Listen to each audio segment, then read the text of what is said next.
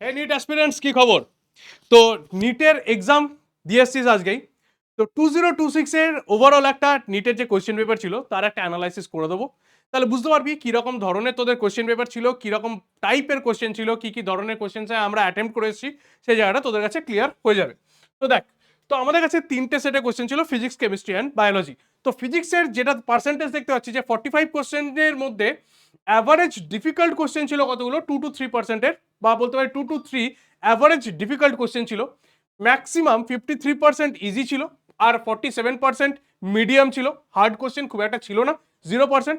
11 থেকে 42% মতো ছিল, আর 12 থেকে মানে 23 ইউনিক কোয়েশ্চেন, ইউনিক চ্যাপ্টার, আর 43 ইউনিক চ্যাপ্টার থেকে আমাদের কোয়েশ্চেন কিন্তু ছিল। তাহলে এর যে ডিফিকাল্টি মিটার, সেই ডিফিকাল্টি মিটার রেসপেক্টে দেখতে পাচ্ছি কি ইজি অ্যান্ড মিডিয়াম টাইপের। হার্ড কিন্তু কোয়েশ্চেন খুব একটা ছিল না ফিজিক্সের কোয়েশ্চেনে, অ্যাজ পার আওয়ার অ্যানালাইসিসের উপর দেখতে পাচ্ছিস যে অলরেডি সমস্ত ডিটেলড অ্যানালাইসিস তোদের কাছে আমি নিয়ে এসেছি। ক্লিয়ার? আর 11-12 এর মধ্যে 12 এর পোর্শন থেকে বেশি কোশ্চেন এসেছিল, 11th-এর পোর্শন থেকে একটু কম কোশ্চেন আমরা এখানে দেখতে পাচ্ছি। ক্লিয়ার? বেশ। তো কোথা থেকে কিরকম টাইপের কোশ্চেন রয়েছে সেটা তো দেখতে পেলি। এবারে যদি এগিয়ে যাই আমরা একটু কেমিস্ট্রির দিকে, কোন কোন চ্যাপ্টার রয়েছে এগুলো আলাদা আলাদা করে প্রত্যেকটা ডিটেলস ডেসক্রিপশন বা ডিটেলস কোন চ্যাপ্টার থেকে কি টাইপের কোশ্চেন এসেছে সেগুলো কিন্তু আমরা ফিজিক্স, কেমিস্ট্রি অ্যান্ড বায়োলজির জন্য সেপারেটলি আলাদা করে একটা ভিডিও বানিয়ে দেবো। এটা একটা জেনারেল ওভারভিউ কিরকম কোশ্চেন পেপারটা হয়েছে। নেক্সট এরপরে যদি এগোই, তাহলে এগোলে আমাদের কাছে চলে আসবে কোনটা না, নেক্সট টপিকস আমাদের কাছে কেমিস্ট্রি। কেমিস্ট্রির ক্ষেত্রে যদি এগোনো যায়, এ দেখ কেমিস্ট্রির ক্ষেত্রে কিরকম দেখতে পাচ্ছি না, কেমিস্ট্রির ক্ষেত্রে না এতেও অ্যাভারেজ ডিফিকাল্ট কোশ্চেন রয়েছে 1 to 3, ঠিক আছে, মানে 1.6 এই বলতে পারিস। আর ইজি রয়েছে 51%, আর মিডিয়াম রয়েছে 37.8%। এখানে কিন্তু হার্ড কোয়েশ্চেন আমরা দেখতে পাচ্ছি কেমিস্ট্রির ক্ষেত্রে 11.1% কিন্তু হার্ড কোয়েশ্চেন আমাদের কাছে রয়েছে। যদি ক্লাস স্প্লিটিং বলা হয় তাহলে মোটামুটি ওই এগেন 12 আর 11 প্রায় ইকুয়াল রয়েছে, বা বলতে গেলে 12-এ একটা দুটো কোশ্চেন বেশি রয়েছে, 11-এ একটা দুটো কোশ্চেন কম রয়েছে। এখানে একটা হার্ড কোশ্চেনের পার্সেন্টেজ কিন্তু রয়েছে, যেটা ফিজিক্সের ক্ষেত্রে কিন্তু এবারে আমাদের কাছে একটা বেনিফিট পেয়ে গেছি যে ফিজিক্সে নাকি কিছুটা ইজি কোশ্চেন হয়েছে। ক্লিয়ার? বেশ। কিরকম এসছে, সিঙ্গেল চয়েস কোয়েশ্চেন বেশি এসছে, ম্যাথস দা কলমও ছিল, কারণ ম্যাথস দা কলম এখন ইদানিং ট্রেন্ডসের মধ্যে মাল্টি স্টেটমেন্ট বেসড কোয়েশ্চেনও রয়েছে, আর ডায়াগ্রাম বেসড কোয়েশ্চেনও এখানে আমরা দেখতে পাচ্ছি। ক্লিয়ার? তো বাকি যে যে চ্যাপ্টারগুলো থেকে হার্ড কোয়েশ্চেন রয়েছে সেই চ্যাপ্টারগুলোর ডিটেলস অ্যানালাইসিস কিন্তু ম্যাম তোদের কাছে করে দেবে, বা স্যার তোদের কাছে করে দেবে, কেমিস্ট্রি স্যার, তার কাছ থেকে দেখে নিবি সেই জায়গা থেকে। নেক্সট এরপরে আমি চলে আসবো সেটা হচ্ছে বায়োলজির মধ্যে। বায়োলজির মধ্যে ফার্স্ট যেটা রয়েছে সেটা হচ্ছে বটনি পার্টের মধ্যে যদি যাই তাহলে সেখানে কি দেখতে পাবো না, 49 কোয়েশ্চেন্স রয়েছে, অ্যাভারেজ ওই 1 to 3 কোয়েশ্চেন্স হার্ড রয়েছে, আর বাকি ইজি, মিডিয়াম অ্যান্ড হার্ড রয়েছে। ইজি রয়েছে 44.9%, মিডিয়াম রয়েছে 36.7%, মানে 37%-এর কাছাকাছি, আর হার্ড রয়েছে 18%-এর কাছাকাছি। ঠিক আছে? আর 11th আর 12-এর যে যদি ডিস্ট্রিবিউশন দেখি তাহলে সেখানে 12-এর পোর্শন থেকে বেশি কোয়েশ্চেন এসছে, 11-এর পার্ট থেকে আমাদের একটু কম কোয়েশ্চেন এসছে। ঠিক আছে?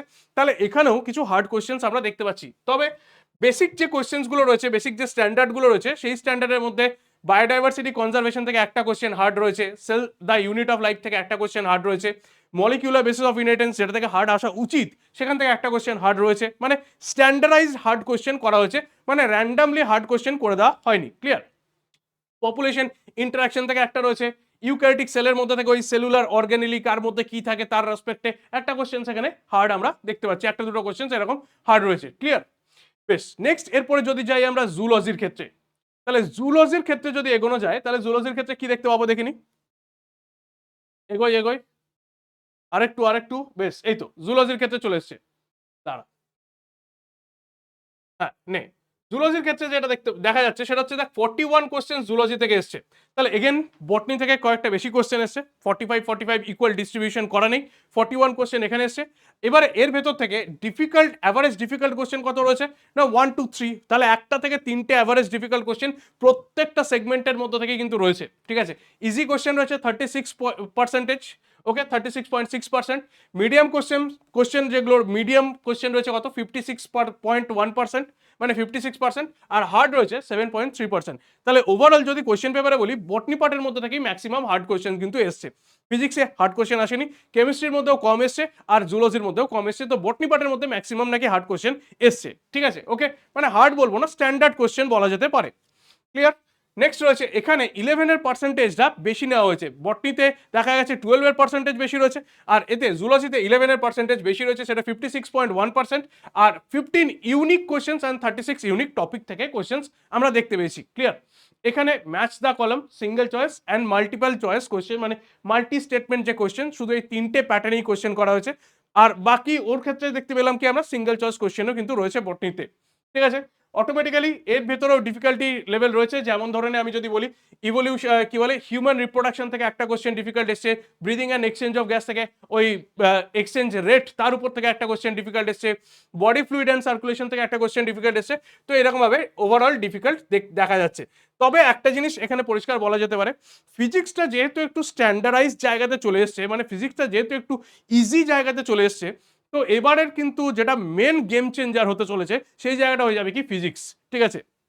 এর আগের বার যেরকম ফিজিক্সের ক্ষেত্রে একটা বড় ডিফিকাল্টিজ হয়ে গেছিল, তো যেরকমভাবে কাট অফটা অনেক পিছিয়ে গেছিলো, তো এবারে কাট অফ ওরকম অতটা পেছনে থাকবে না, কাট অফ চেঞ্জ হবে, ডেফিনেটলি কাট অফ উপরের দিকে আসবে কিছুটা হলেও, তো কিছুটা হলেও উপরে আসবে। তো অ্যাপ্রক্সিমেটলি 600-এর আশপাশে যে নাম্বারটা থাকবে সেই নাম্বারটা কাট অফ বা সেভ স্কোর আমরা দেখতে পাবো।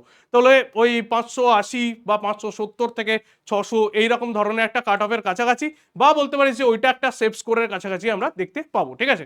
তার মানে ওই রকম ধরনের যাদের কাছে স্কোর রয়েছে সেই স্কোররা মোটামুটি ধরনের রেডি রয়েছিস, কোনো সমস্যার কিছু নেই। তাহলে দেখা হচ্ছে তোদের সবার সঙ্গে নেক্সট আবার একটা সেশনে। হোপ এই যে এই ভিডিওটা তোদের সবার কাছে হেল্প করবে। তাহলে নেক্সট ক্লাসের মধ্যে নেক্সট ভিডিওতে আবার তোদের সাথে দেখা হচ্ছে। আজকে এই পর্যন্তই।